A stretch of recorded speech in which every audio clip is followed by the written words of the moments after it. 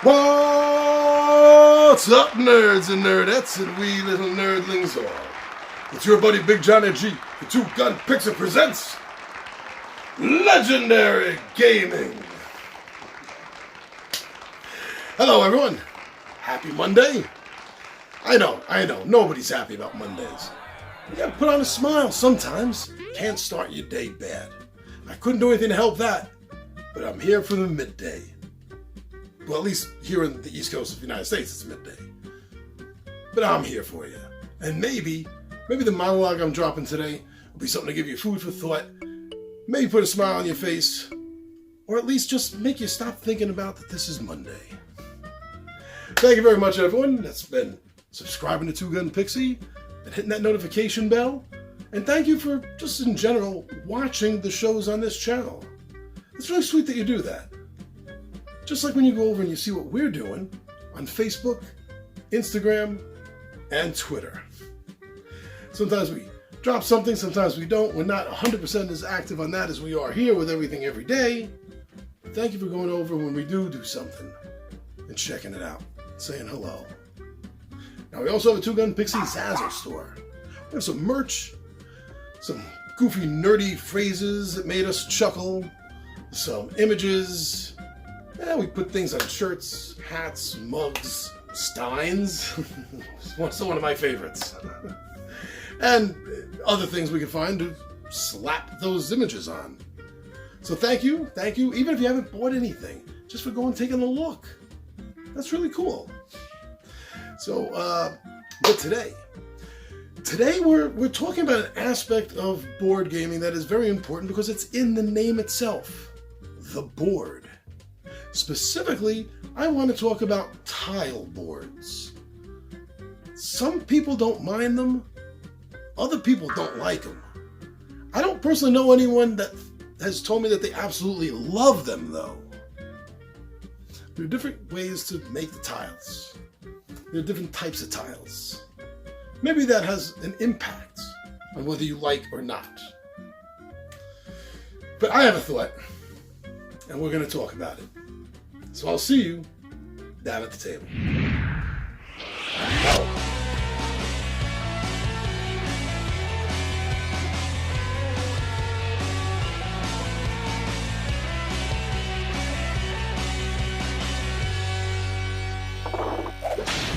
Yes, boards, tiles, what the game is actually played on.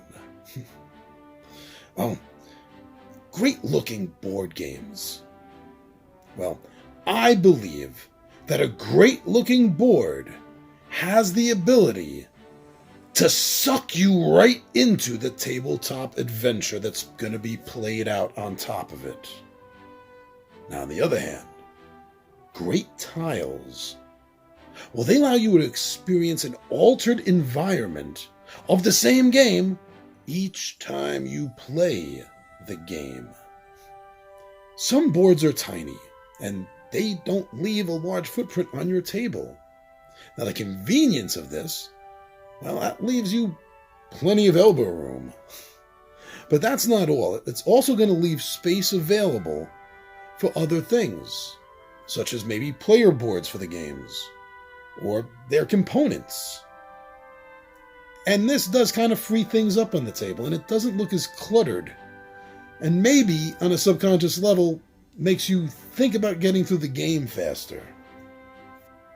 Now, on the other hand, some boards for these games, well, some of them are so huge that there is little room for anything else on your table. Some of them may even be bigger than the table you're currently playing on.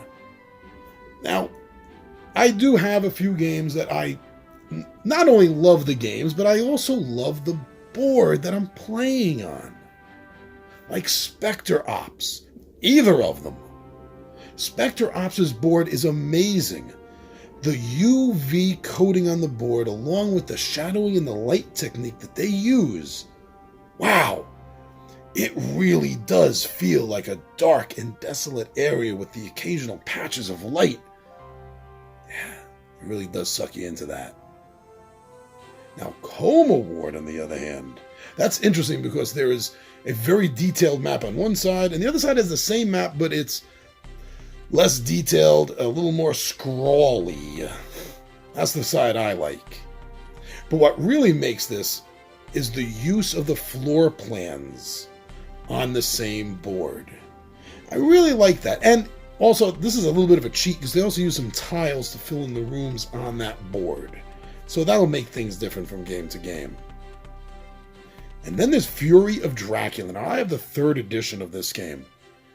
And whenever I see this out, my eyes are drawn to the beautiful artwork on the board game. It just screams like Elizabethan globe, atlas, map. And it makes me feel more like I'm in the game because of that. Now tiles. They perfectly change up the playing field from game to game. That is a huge cool factor. Now, some of the tiles, the way they're made, some are sort of self-contained images, like individual rooms, while other tiles come in different forms, and they seem to span out like catacombs, each itself part of a greater whole, instead of being one encapsulated room or alley. Personally, I find the downside of tiles are the ones that are flat-edged all around. What I mean are the ones that don't have any way of semi-permanently connecting for the time period of the game. Now, the reason I say this is because there are other types out there that are puzzle pieced on the side, or sort of like a keyhole kind of shape, and so it allows the tiles to interconnect as you're placing them down, and this causes them to stay in place. That is the preferred tile for me. I'm not even sure why, other than maybe the money that it would cost, that anyone that does tiles for their game isn't going to be doing it like this so they can lock the pieces together. When you're dealing with a board, you're in this self-contained area, so to speak, and nothing's going to be going past that. Now, most tile games are the exact opposite. You sometimes have a little control, maybe even, of how they're going to flow out as they're growing on your table, as they are creating the play area, literally tile piece by tile piece, as you're encountering them. Some of my favorite tile-based board games that I've played and made sure to get in my collection include Shadows of Brimstone, this horror, Cthulhian-style based Wild West game set in the mines, the mine shafts. And that's what the tiles look like. The tiles are all cut specifically so they follow the shape of the cavern piece, the mine shaft area that they are in, which gives them a diverse set of shapes. This, for a tile, really pops out on your table. Forbidden Sky. Forbidden Sky, you are building the platform that you have landed on in, well, the sky. And the players are then in control of this one turn at a time. This gives them an ability to create the board really the way they want, because they need to create a circular sort of area so they can run an electrical conduit power and close the circuit to launch a rocket ship. So because of this, it adds a lot of strategy exactly how you're going to be placing these tiles. And then there's Zaya Legend of a Drift System, the sci-fi game of space exploration, of trade. This game grows, literally grows out an entire solar system for you. And how you explore is how they're going to be placed out on the table. The tiles are beautiful. The space images are fantastic. It really does make me feel like I'm part of this. Overall, that's what any good board game should do, regardless of using a board, tiles, cards, or your imagination. Do you have a preference if a game is board style or tile style? And as far as tiles go, do you have a preference for just flat cut tiles or tiles that can be puzzle pieced together? What are your thoughts on this subject?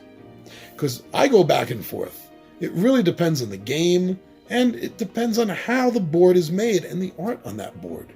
If I'm going to prefer it or think it should have been tiles instead, or vice versa. So to me, it's really dependent on what the game is, what the mechanics of that game is, and how it's all going to play out.